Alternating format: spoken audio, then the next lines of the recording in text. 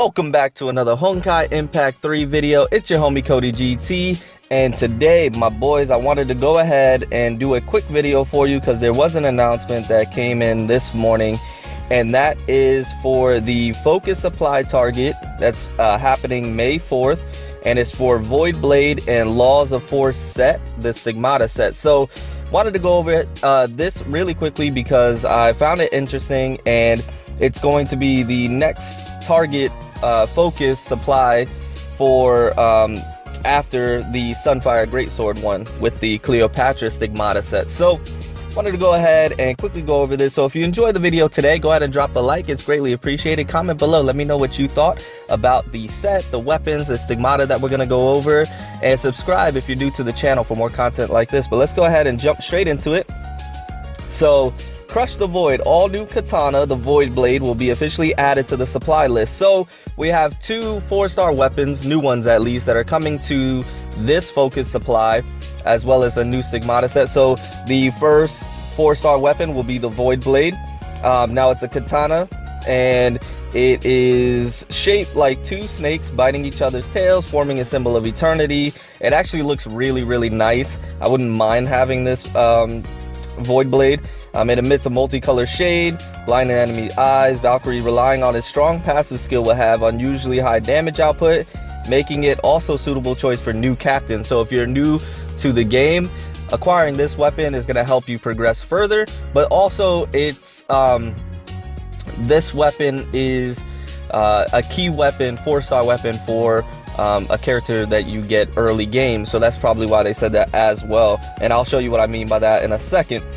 During the event, drop rates will increase for Void Blade and Plank, and that's going to be the Stigmata set TMB. During the event period, the 4-star weapon Hyper Railgun, my boys, Hyper Railgun, I'm going to show you that as well. The Chui Cannon, I hope I didn't butcher that name, and the Raikiri, as well as the 4-star Stigmata Shakespeare and Lear Scarlet, will all be added to the Focus Supply, Void Blade, and Mojangir. I hope I didn't butcher that as well. I probably did. Will be alternatively featuring up drop rates. Captains can check the following schedule. So you can check the following schedule, see when the rates are increased for these weapons and Stigmatas.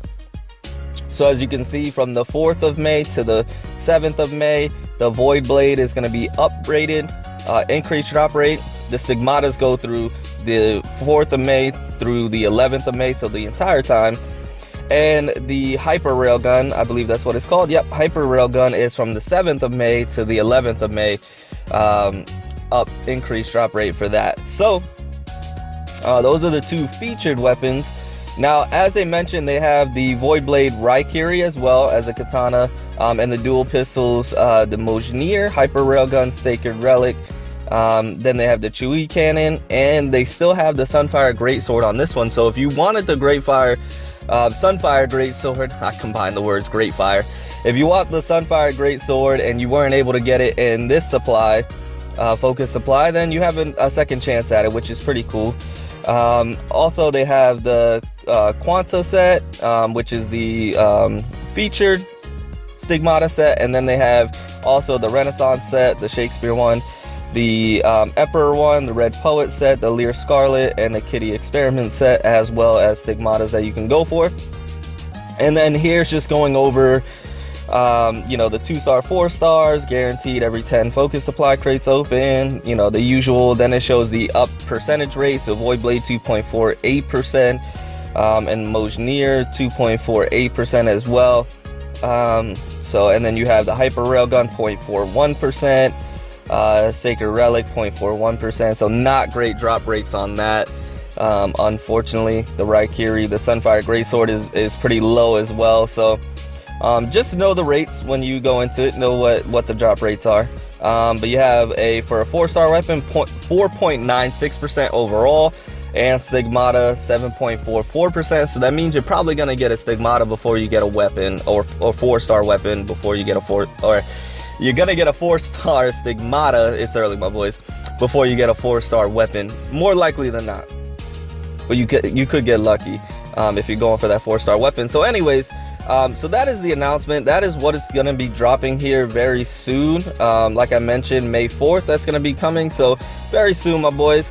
But what I wanted to also go over is, so those 4-star weapons, the Void Blade and the Hyper Railgun, who did they go for? You know, what Valkyrie are going to utilize those weapons the best? And I think that's going to help determine whether you're going to go hard for those weapons or not. Now remember, you can equip those weapons to any Valkyrie you want. As far as like the Void Blade can go with any Maze, and the, you know, Railguns can go with any Kiana, but you always want to try and match it up with the Valkyrie that is suitable for that 4-star weapon as a recommendation. So that can give you a little more insight on whether you're going to go for that weapon or not. Because if it's a Valkyrie that you don't use that often and that weapon is tailor-made for that Valkyrie, then you may skip and save your crystals for a weapon for Valkyrie that you use more often and get the weapon for her, if that makes any sense. So what I mean by that is, if you use Shadow Dash a lot and you know, there's gonna be a focus supply drop happening and it's gonna have this Raikiri, then you might want to go a little bit harder for that as an increased drop rate for this Raikiri. You might want to save your crystals and go for that weapon if you use Shadow Dash a lot. So let's go ahead and check out who the Void Blade is for.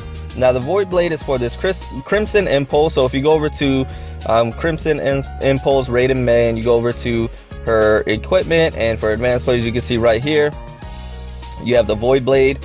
Now this is going to be the weapon that is going to be dropping on May 4th, and so you can go ahead and see here, and then you can also see about the weapon, see if the passive skills and the skills in general are tailor-made for your playstyle, or it's what you want out of a weapon. So you can look here, as far as it has an SP cost of 15, cooldown 20 seconds. It generates a sphere of slow space time that moves with the caster, lasts for 4 seconds, during which time crit rate of basic attacks, including combo and charge attacks, is increased by 15%. Now that is pretty cool. That is a nice little passive skill right there, or I should say ultimate skill. And then Energy Devour. Upon consuming at least 10, 40, or 70 SP at once, physical damage is increased by 10, 20, and 30% respectively. So if you consume 10 SP, 10%. If you consume 40 SP, 20% increase in physical damage, and 70 SP, 30% increase in physical damage. And it lasts for 8 seconds. So you can already see that this weapon can output damage. So if you go ahead and use the ultimate that costs 15 SP, you're already going to be at the 10 SP limit, and you're already going to have a 10% increase in physical damage, which is going to last for 8 seconds. Your ultimate lasts for 4 seconds. So in that 4-second time frame, you're going to be doing a good amount of damage, because you also remember that during which time crit rate of basic attacks, including combo and charge attack, is increased by 15%. So not only are you going to be doing an increase of 10% physical damage, but you have a 15% to crit in that 4-second time frame. So in 4 seconds you could be doing a lot of damage, and then still doing damage afterwards, obviously. So that is something to keep in mind. You can output a lot of damage here. Now if you can go ahead and consume 70 SP, get that 30%, use your ultimate, and then have 4 seconds of that ultimate going on, and then you can have a 15% increased crit rate. So then you could be doing a lot of damage. So so if that's something that you're into, if that's your gameplay, if you use Raiden May a lot, the Crimson Impulse, this would be the weapon to go for. It is a great weapon. It's really great. I love the skills that you have here. So that's something to think about. But I'll be honest, my boys, the weapon that I am most interested in is right here for Valkyrie Ranger. You know I love my Valkyrie Ranger. If you go over to Valkyrie Ranger and you go to equipment and you go for advanced players, you can see right here the Mojnir, I hope I'm saying that right, is the recommended weapon for Valkyrie Ranger. So now this weapon right here is going to be the other one. Now Wrath of Thor. So let's go over the skills. SP cost 18, cooldown 13 seconds. drops a thunder hammer that knocks down enemies, dealing physical damage equal to 300% of attack and impairing them. Impaired enemies' defense is decreased by 80% for 3.5 seconds. So that is an awesome skill right there. I love that right off the bat. And then really quickly increases critical rate by 10%. So you can see right there that this weapon is meant to do a lot of physical damage, and it's going to decrease the enemy's defense by 80% for 3.5 seconds. So you can really start pairing things up as far as using the special, decreasing the defense, and then maybe switching over to a high physical damaging Valkyrie to take advantage of that 80% down defense for 3.5 seconds. You could really get some great combinations. So I think this is a great weapon. I really want this one more than the Void Blade. Reason being is because I use Valkyrie Ranger a lot more than I do my Crimson Impulse.